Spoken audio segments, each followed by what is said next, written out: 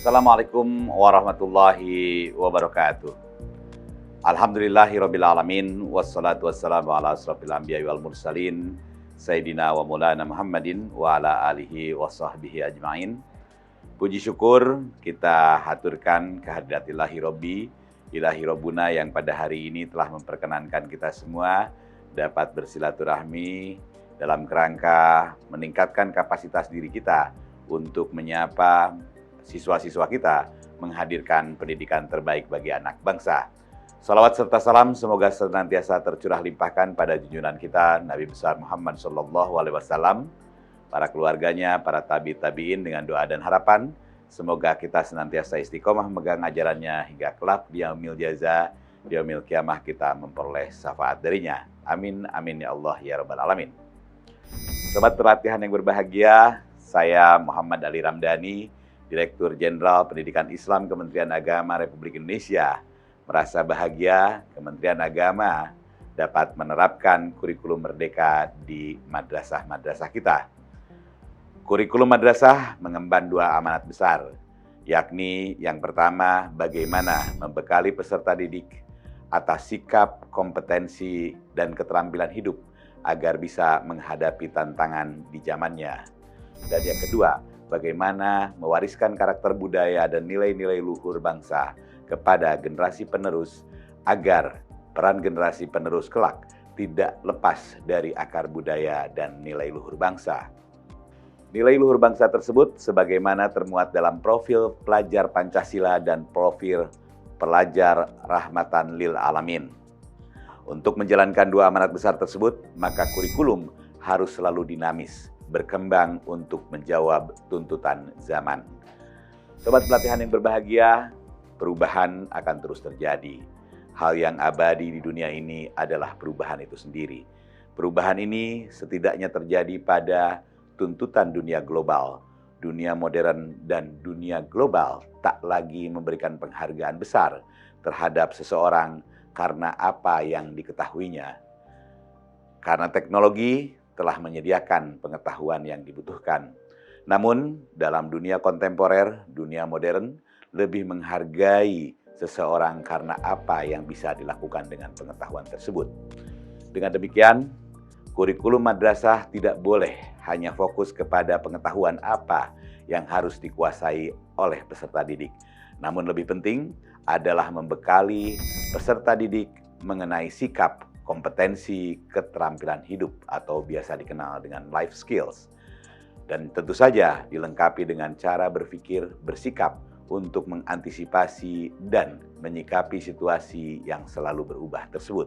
Kurikulum merdeka yang akan memandu, memberikan pilihan-pilihan untuk membentuk karakter, menumbuhkan keberanian berpikir kritis, kreatif dan inovatif harus terus dikembangkan. Di samping itu, nilai-nilai agama sebagai ruh madrasah mesti ditanamkan secara terintegrasi sejalan dengan implementasi kurikulum itu sendiri.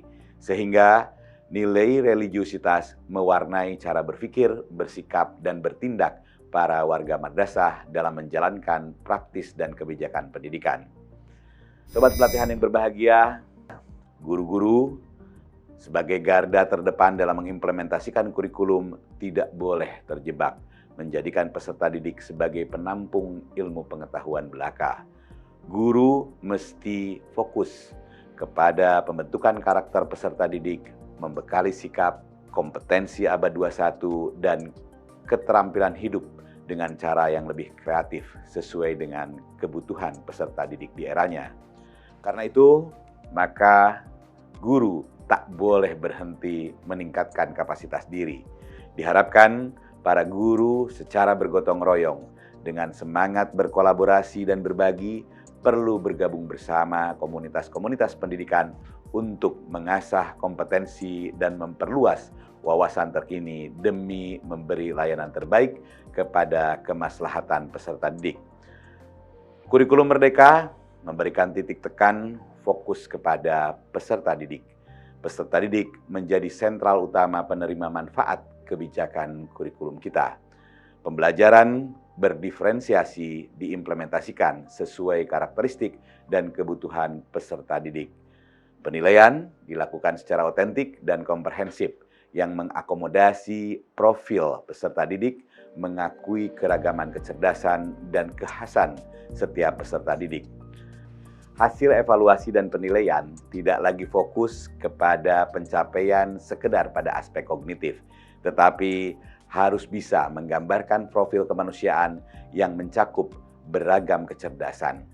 Dengan perspektif ini, maka peserta didik yang berprestasi bukan lagi bersifat kriteria tunggal. Semua peserta didik madrasah adalah berprestasi, yakni prestasi di bidangnya masing-masing, sesuai bakat, minat, dan kecenderungannya. Sobat pelatihan yang berbahagia, keberhasilan kurikulum merdeka di madrasah ini akan diukur sejauh mana kurikulum ini merubah suasana kelas agar lebih membahagiakan peserta didik. Aktivitas pembelajaran lebih bergairah. Pun dana-dana yang dihimpun dari masyarakat maupun pemerintah dapat meningkatkan capaian hasil belajar secara lebih bermakna dalam koridor efektif dan efisien. Pada gilirannya, perubahan suasana kebatinan kelas dapat membentuk karakter peserta didik, membekali kompetensi dan keterampilan hidup yang dibutuhkan pada kehidupan di zamannya. Kondisi ideal tersebut tidak cukup dicapai hanya melalui perbaikan kurikulum, tetapi juga perbaikan pada aspek-aspek lain yang meliputi guru dan komponen lain dalam ekosistem pendidikan madrasah juga menentukan. Karena itu, saya mengajak kepada semua stakeholder, para pemangku kepentingan, para pemangku kebijakan madrasah, untuk bergotong royong secara bersama-sama memaksimalkan ikhtiar dan mengoptimalkan peran takdirnya demi memberi layanan pendidikan yang bermutu, relevan, dan berdaya saing. Sobat pelatihan yang berbahagia, kepada semua pihak yang membantu berkontribusi menyukseskan implementasi kurikulum ini, saya sampaikan terima kasih. Semoga Allah Subhanahu wa Ta'ala meridhoi semua langkah-langkah kita. Amin, amin, amin ya Allah ya Rabbal Alamin. Wassalamualaikum warahmatullahi wabarakatuh.